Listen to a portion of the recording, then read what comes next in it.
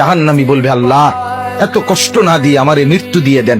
আল্লাহর কসম, কোরআনে আল্লাহ বলেন, আল্লাহ বলবে, না রে বান্দা, লা ইউকদা আলাইহিম ফায়ামুতু, জাহান্নামে কোনো মৃত্যু নাই। নাফরমান জাহান্নামী তখন বলবে, আল্লাহ তাইলে আমারে একটু তাখফিফ, একটু আযাব হালকা করে দেন, আমারে মাসে একটা দিন কদ্দুর বিরতি দেন, 24 ঘন্টার মধ্যে আমারে 10টা মিনিট হইলেও কদ্দুর আলগাত রাখেন, আমি আর পারছি না মাওলা।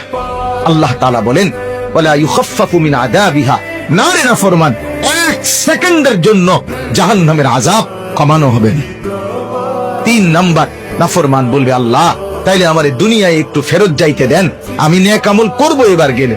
আল্লাহ বলেন, যেদ্দুর হায়াত দিলে নেক আমল করা যেত, ওদ্দুর হায়াত দিয়েই তোমারে আনছি, আর ফিরবা কাল্লা, না না, দুনিয়ায় ফেরত যাওয়া